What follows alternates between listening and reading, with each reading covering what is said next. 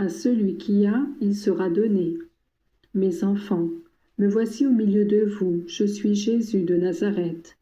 Aujourd'hui, je désire vous faire réfléchir sur cette phrase de l'Évangile qui dit « À celui qui a, il sera donné, et à celui qui n'a pas, il lui sera ôté même ce qu'il a. » Je vous fais remarquer que vous avez tous reçu des dons particuliers du Seigneur. Ce sont les talents dont je vous ai parlé dans la parabole, dont le nombre n'a pas d'importance devant Dieu. Il y a celui qui en reçoit un, celui qui en reçoit 5. Mais ce qui a beaucoup d'importance, c'est leur manipulation, c'est-à-dire leur usage que vous en faites. Vous avez reçu en abondance des dons divins dans l'ordre de la nature et dans celui de la grâce. Que devrez-vous faire pour vous rendre digne d'autres dons et pour qu'ils vous soient carrément doublés? Il faut faire bon usage de ce que vous possédez et ne jamais considérer comme votre propriété ou votre mérite, ce qui est simplement un dépôt dont vous serez appelé à rendre compte.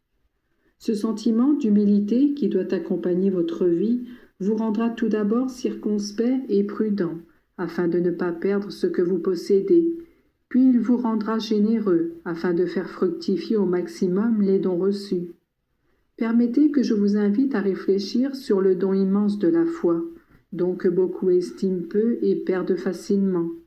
Lorsqu'il manque l'humilité qui fait accepter les vérités révélées et le dépôt sacré de l'Église, il devient très facile de se créer une religion faite sur mesure, dans laquelle on estime se sauver sans avoir observé la loi. Beaucoup pensent qu'en se confiant à la bonté de Dieu, ils pourront continuer à pécher tranquillement. Ils font de Dieu une caricature en le dépeignant comme quelqu'un de bonasse, qui ne tient compte d'aucun mal et n'exige des hommes aucun effort pour devenir meilleur. C'est pourquoi vous entendez nombre de personnes nier l'existence de l'enfer, parce qu'elles n'admettent pas que l'on puisse unir le châtiment à la bonté infinie de Dieu.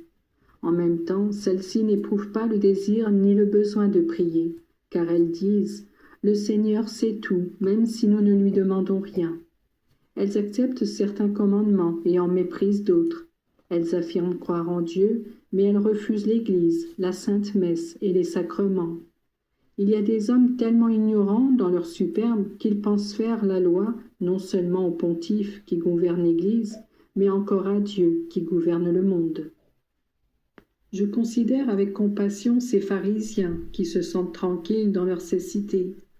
Que pourrait espérer de plus le démon quand ils ne reconnaissent pas leur misère et se vantent de mérites inexistants? Enfants aveugles, qui ne voient pas un mètre de leur nez et qui mettent vraiment en danger leur salut éternel, car le Seigneur ne justifie pas les orgueilleux. Vous avez reçu le don de la foi. C'est un don précieux qui vous engage à une vie sainte et d'apostolat. Ne soyez ni présomptueux ni paresseux. Le chrétien ne peut fainéanter ni prétendre agir tout seul.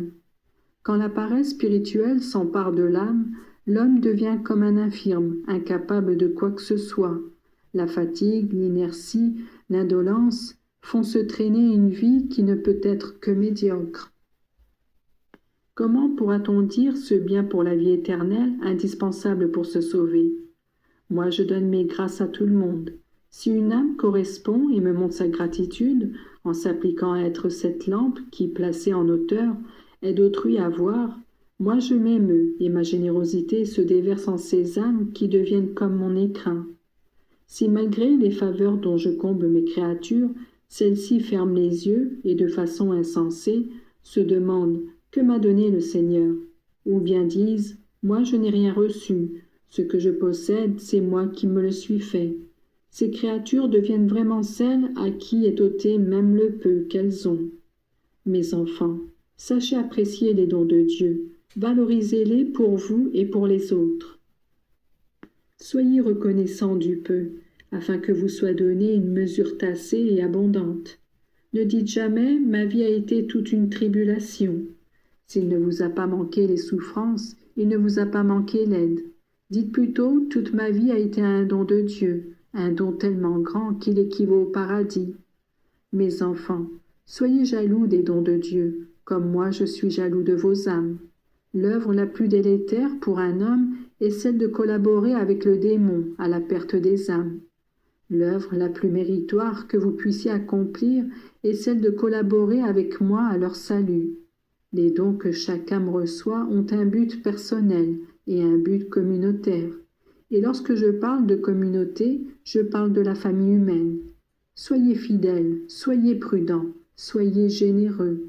C'est là mon invitation à votre programme. Je vous bénis tous, un à un, en vous embrassant.